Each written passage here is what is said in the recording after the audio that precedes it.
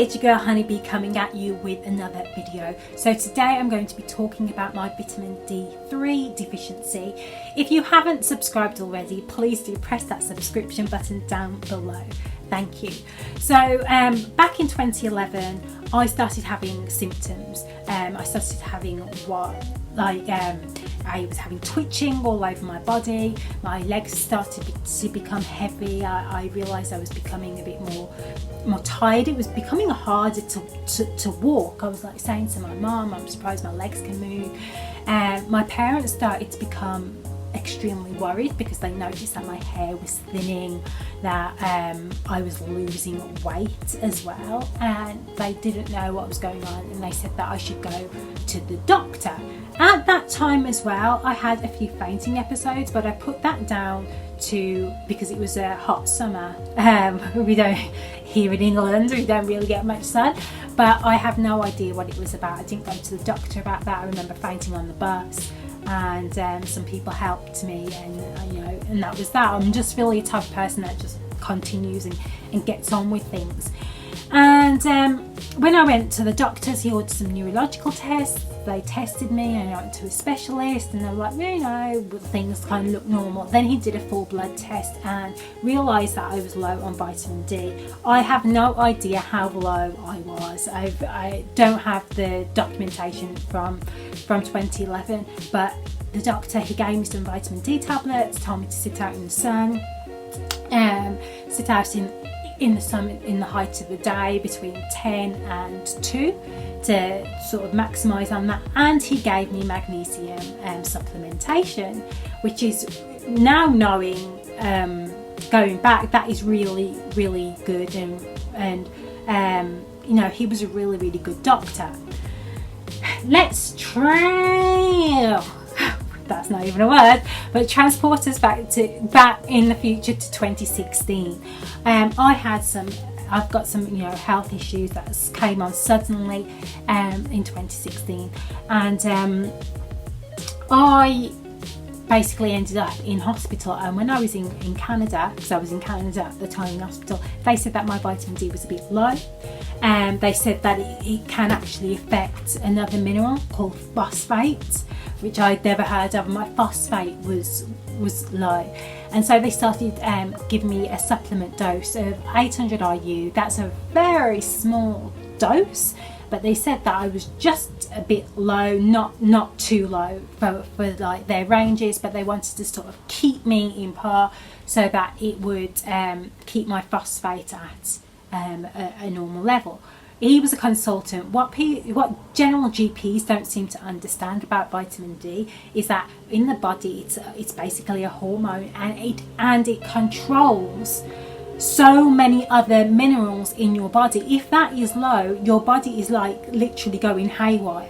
Like, people can die of vitamin D deficiency, and people have died of vitamin D deficiency, and it's more than just rickets that happens in children. Now people are like miseducated on it and really don't understand the extent of it. So I was taking these supplements that he gave me when I was over in Canada, but then when I came back to the UK, the doctors didn't say anything about vitamin D, didn't mention anything about it, didn't say I had to keep taking it, so I kind of just stopped taking it. Then under my consultant, because I have a consultant to do with my kidneys, she noticed that I am low on vitamin D. She said that I'm 25.9, and that I need to have supplementation because it can affect my phosphate, making my phosphate go low. And anyone who knows anything about phosphate knows that if your phosphate goes low, it can basically put you into a coma. I was very unwell with low phosphate last year, and lo and behold, my phosphate, even though I'm medicated for it, because of the vitamin D, has dropped, and I've just got to make sure I just keep on top of the medication for my phosphate and sort out my vitamin D. So this time around I went to my doctor, new doctor, because I'm no longer in London. So I went to my new doctor that I've got, who I don't rate, if I'm being honest, and he gave me these. So these are available on the NHS.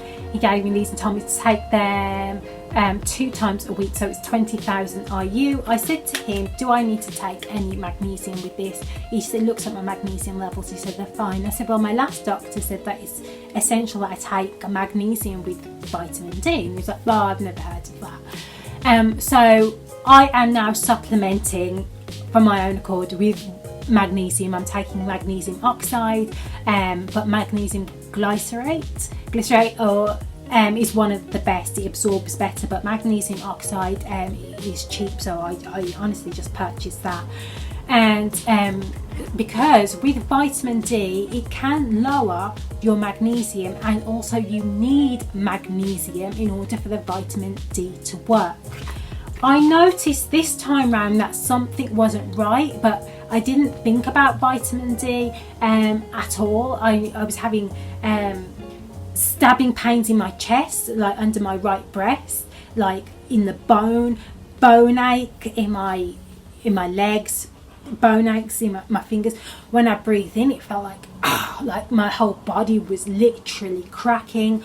I went to my GP, my general practitioner that I'm with now, who, as I said before, I don't rate. I rather go to Google than go to him.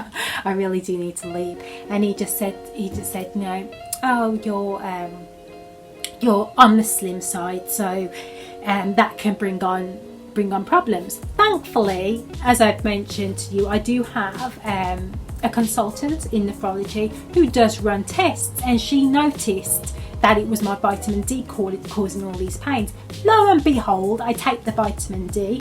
Whilst taking the vitamin D, the pains, those stabbing pains, have subsided. If you go to the Vitamin D Council online, it does say that the recommended dose for magnesium is 400 milligrams, and also you should be, if you're deficient, it's 10,000 IU minimum daily. I'm just going with what the doctor's given me for now, and it's 7 weeks loading, and then after that he said we'll retest and see if you need to take more. Of course I need to take more. I will need to keep supplementing, and I will continue to supplement with 5,000 IU because I have got other health issues that, you know, I need to keep on top of so that it doesn't drop. I'm no longer living in the tropics. I was living in the tropics for a number of years, hence why there was a big gap between 2011 to the recent vitamin D problems. I was getting a lot of sun exposure. I was constantly in a bikini, you know, hanging out on a beach after work. So I was getting it naturally from the sun. Also, you can help yourself by getting cod liver oil. This is what I purchased, Rosita. This was supposed to be one of the best. Wild and raw, no heat or chemicals used. So there's not supposed to be any mercury in it, which was a worry because I was thinking, no, you know, fish isn't supposed to be that great because of the mercury levels. They haven't overheated it, so the natural nutrients are in there, because vitamin A is important with natural vitamin D as well. They work together. So I purchased these. They're very expensive. You can get some cheaper. These cost about £40. You know, I took 2 the other day when they first came, and then they were repeating on me, and I had a bit of a tummy ache, so I haven't taken any since. It could be because they're not agreeing with the other medications that I have to take. But by all means, I'm going to give it another go, because £40 is £40.